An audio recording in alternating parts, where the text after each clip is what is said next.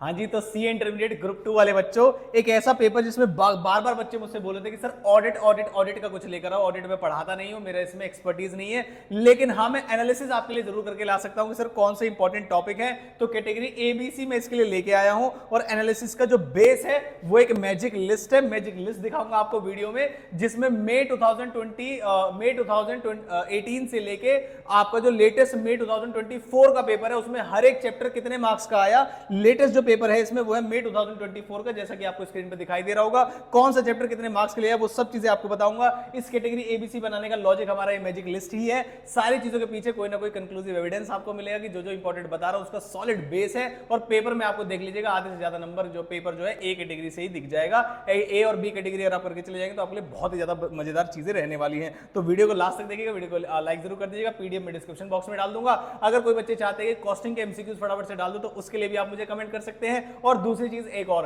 अगर आप चाहते हैं कि ऑडिट में तो मैं बहुत सारा कंटेंट नहीं डाल पाऊंगा, लेकिन जो बच्चे एफएम के लिए तैयारी कर रहे हैं, तो क्या कोई ऐसे बच्चे भी है जिनका एफएम का पेपर है डायरेक्ट, तो वो बताइएगा, तो मैं उनके लिए कंटेंट अभी से डालूंगा। या आप चाहते हैं कि मैं स्टैंडर्ड्स वगैरह पे थोड़ी सी और स्टडी करके आपके लिए इंपॉर्टेंट एसेज वगैरह लेके आऊं जो मुझे तैयारी करनी, तो कमेंट बॉक्स में आप मेरा अगला एक्शन प्लान तय कर रहे होंगे। कॉस्टिंग के एमसीक्यू वगैरह आपको मिल ही जाएंगे, और जल्दी चाहिए तो वो भी आप कमेंट कर सकते हैं। वीडियो को पक्का पक्का लाइक कर देगा। चलिए शुरू करते हैं।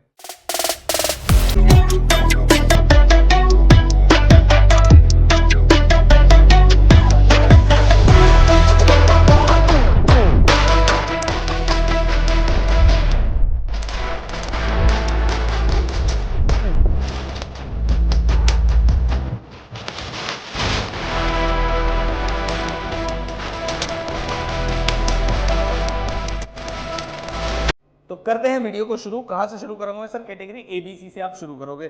कैटेगरी ए के चैप्टर्स आपको यहां पर दिख रहे होंगे। मेरे हिसाब से आपको कैटेगरी ए अगर आप करके जाएंगे तो एटलीस्ट आपको 65 मार्क्स का पेपर यहां से दिख रहा होगा। लेकिन सिर्फ चैप्टर लिख देने से कोई कंक्लूसिव एविडेंस नहीं मिलता, तो मैं आपको वो बेस भी बताऊंगा। तो कौन कौन से चैप्टर रहने वाले? सर आपका चैप्टर नंबर फर्स्ट रहने वाला nature, objective and scope of audit. On an average 7 marks का आपके लिए पेपर में हमेशा आता है। फिर आते हैं ऑडिट की strategy, planning and program. On an average आपका 12 मार्क्स का आपको पेपर में दिखाई देगा।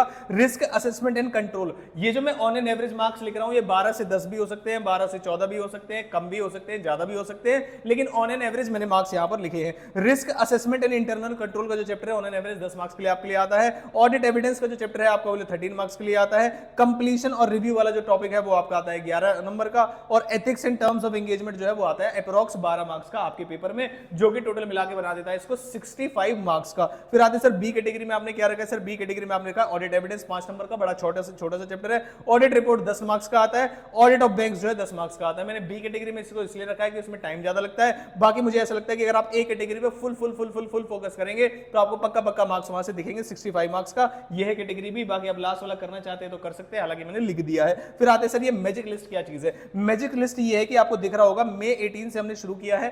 कौन कौन से चैप्टर्स हैं यहां पर लिख दिए हैं, टॉपिक वाइज आपको दिख जाएगा। यहां पर कितने कितने मार्क्स के लिए आया है वो भी दिख जाएगा आपको। लेकिन सारे बच्चे जरा ध्यान देंगे कुछ चीजों पे, जो कि मैं मार्क कर देता हूं कि भैया खुद ही ध्यान से देख लेना, किसी को बताने की जरूरत नहीं है। जैसे risk assessment and internal control, MCQs वगैरह मिला के है सारी डिस्कशंस वगैरह, 25, 14, 24, 23 ये एमसीक्यू वगैरह इंक्लूसिव है।